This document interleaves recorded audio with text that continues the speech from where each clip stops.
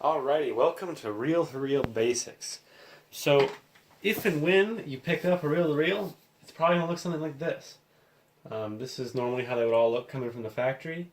They should all probably come with a take-up reel, which is what this is called. It's called that because it takes up the tape off of your supply reel. And so in this video, the first part of this series, we're just going to go over some of the basic functions you're going to need to know to be able to use the machine and to do some of the things that we'll show you in the later episodes. So I guess we'll just kind of go from the top down, explaining all the parts. I'll explain all the buttons and knobs. Some of them are going to be pretty basic, but I will just explain it for you. At the top we have a tape counter. Anybody who's used cassette decks or any other kind of tape machine knows what a tape counter is. The number, it's just the number. There's not an inches per second, inches per minute, anything like that. It's just a number. It's its own unit of measurement. They're all different from machine to machine, and you just kind of mark your zero when you put it on, and that way you know where to come back to.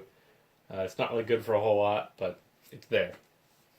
We have on this is our supply hub, and this would be our take-up hub, and they're both hubs where reels fit onto them. You can see they're slotted in the middle, and this is a suction cup style, as they call it, the slang term.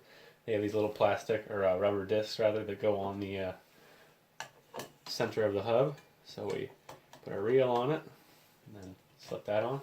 Some of them have a screw type, just different methods of it. This button here is a tape tension button. You see push for 1/2 mil, and that is the size of the backing on the tape. So if we look at our tape here, this is 1 mil tape. All that's doing is telling you the thickness of the backing on the tape. So if you're using a thinner tape, you want to press that button. It'll release the tension, some of the tension on the tape, so as not to stretch it or break it. Moving down from there, we went left to right. We have a guide roller here, just a spring-loaded guide roller.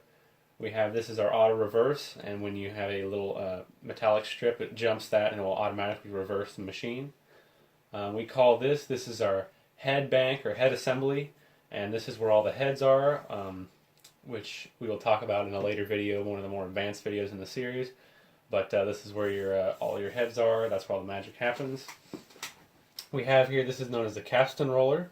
This spins via a belt and a motor. A pinch roller, that's the one that actually moves up and pinches the tape against the Capstan Roller. And we have another guide roller over here. This one actually has a switch in it, if you hear it. And this is what actually tells the Capstan Roller to start spinning when you wind it around there. Working our way down again, we have this machine is as you can see, automatic reversing, so it'll play the tape in the forward direction and the reverse direction.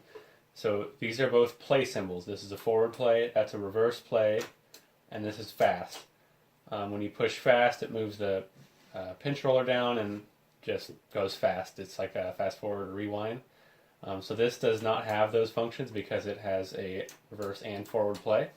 And a stop button, pretty self-explanatory, stops the machine. It turns on the brakes and the motors, everything stops. Some machines will have a fast forward, more like a traditional, like a tape deck will have a fast forward, a rewind, a play, a pause, and a record button. This machine works a little differently. We have the record buttons down here, and you hold these and press the forward play button, and it will record, and the 2 red lights will light up. We'll talk about that in the how to record on a reel-to-reel video. Over here we have our tape speed, 7.5 or 19 centimeters per second. 7.5 inches, and we have the slower speed of 3 3/4 or 9.5 centimeters a second.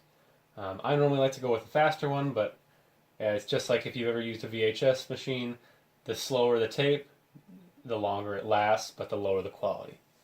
Underneath that right here we have a power button, pretty basic. We'll just go ahead and leave that on. Over here on the left hand side, we have our microphone inputs that go to our preamps. We have a left and a right input. We have a line attenuator or a volume knob. We have a microphone attenuation knob. Now all these knobs on these old machines, some of you may be familiar. If you're watching this video, I'm going to assume that you're not, so I'll just tell everybody. These are two-part knobs, and if you look closely underneath the knobs, you may be able to see there's a little diagram, a left and a right. So the way that these work is the silver part is the left volume, and the black part is the right volume. When they actually rotate independently, you just hold the one you don't want to turn with your finger, and then you move the other one with your fingers, like so. So you could see I can move the silver one by itself, or I can move the black one by itself. Handy little feature if you want to, a little bit more on the right, whatever. So all of these knobs are like that. Just a good thing to remember. So we have our line, our mic. These are your input volumes. We have record lights. Those light up when we're recording just to let us know. And we have our view meters. This would be our left and our right. Over here on the right hand side we have our record select buttons. The left record and the right record buttons. So you hold these down and then you would press forward play, and I'll go ahead and do it. So you hold down, if you only want to record left, you just hold left. If you only want to record right, you just hold right. If you want to record both, you hold both and then press forward play. And as you can see, the red lights light up to indicate that we're erasing and recording. Over here, farther to the right, we have our source switch. So you can choose to listen either to what's coming in the back or your microphone, and this is your source bank. So now you're listening to whatever's here, and your volume knobs are here. If we switch to tape, now it's listening to the heads and what's coming off the tape. So you would use this to set your meters, and then you would use this if you're going to listen back to the tape. Below that, we have a playback knob, which is basically like the master volume. Same thing with a left on the inside, right on the outside here. Just a simple attenuator knob, very basic function. To the right of that we have a phone jack where you plug in your headphones to listen to your recording. And I think that's about it for the front panel. So as we went over before, I'll just show you again. We have a reverse play. You can see the capstan will spin in the opposite direction. Now we're playing in reverse. And we have a forward play. We'll play in forward. If we press the fast button, you can watch the pinch roller drop down, and it'll go faster. So you can see these spin very fast. Now that drops down, and now you're in like fast forward mode. Or if we press the other way, that's fast forward mode. The other way would be fast rewind mode. You can see now this one's spinning, and that one is not. So those are pretty basic functions. Like I said, if you know how to use a tape deck or anything like that, this stuff is pretty basic. Just the meters and other things would be different. So let's go ahead now and take a look at the back of the machine. So I'll go ahead and flip it around and we'll get back. Alrighty, we're now looking at the back of the machine here, and I'm holding the camera. So right here we have a remote plug, which will come out, and this is an important thing to have. I'll show you the bottom. The bottom of it looks kind of like a vacuum tube pins. So this is very important. If this is not in there and there's nothing plugged in here, the machine will not operate. So don't freak out if it doesn't. A lot of times these are missing because people buy the remotes, but then when you buy the machine it doesn't come with a remote.